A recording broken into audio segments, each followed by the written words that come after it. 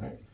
Hi everyone, Ryan here with NORO Technical Solutions in Limster, New Hampshire, and I'm here to present our production retail model of the Featherweight AR-15 project. I'm going to go through, see what's the same, what's different from our prototype, and this is the exact model that you will get if you purchase one. So, starting at the front, most of the parts at the front stayed the same between the prototype model and this production model. We still have our Faxon 14.5 with the integral muzzle device, making it a 16-inch overall length barrel, pencil profile, the lightest possible configuration that we could get it in. We have our Faxon adjustable gas block, the SIG tread 10-inch handguard. From here to here, it's just the most lightest compact way that we could get this rifle.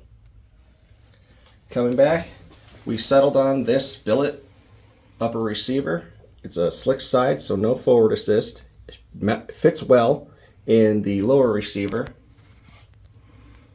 One change from the prototype is that we are using the Magpul ejection port dust cover instead of having a bare, and a standard mil-spec charging handle.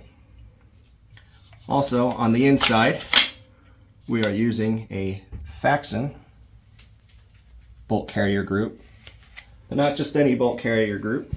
It is a Faxon skeletonized lightweight bolt carrier group. Couldn't get a hold of any of the Brownells, and then some of the other options that were out on the market were either made out of titanium, which were very expensive.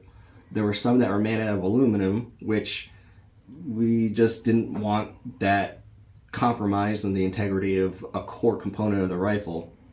Some of them were partially lightened, had some lightning cuts in them, and just didn't take away as much weight as this one. And there were some other models that had some weird aftermarket coatings. This one is nitrided. Between the steel construction, the nitride coating, and the skeletonized steel construction and the nitride coating, we thought that that was the best balance between weight savings while still maintaining a good heart of reliability. Lower is still the KP-15 monolithic one-piece polymer lower.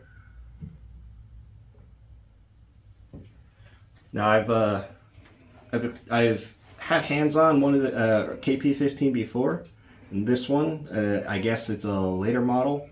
The selector, if you can hear it, is a lot more tactile than some of the earlier models. So that was a very welcome surprise. And once again, we did take the weight out of the buffer, removing a couple more ounces of weight, combined with the rest of the lightweight operating components. But with our adjustable gas block, we're able to keep the balancing of the rifle nice so it doesn't recoil too heavily.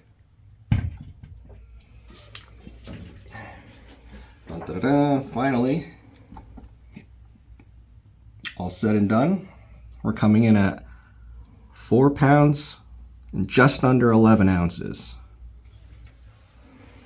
So there you have it, a full-length proper 5.56 caliber AR-15 at well under 5 pounds. There we go. So why would I want to purchase a rifle like this? Well, first of all, it's just kind of fun to pick something up that feels like a toy, but it is a proper full caliber real AR-15. It is now, with it being so light, it does make itself great as a backpacking or trail gun. It'll be a great ranch rifle to take care of small game. There's coyotes and fisher cats up here in New Hampshire. It's a great trainer rifle for somebody who's young or smaller stature that they can pick up and get some experience.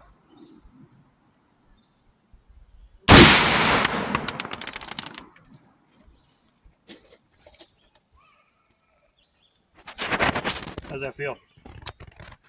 I like it. Yeah. And of course, it's just a lot of fun.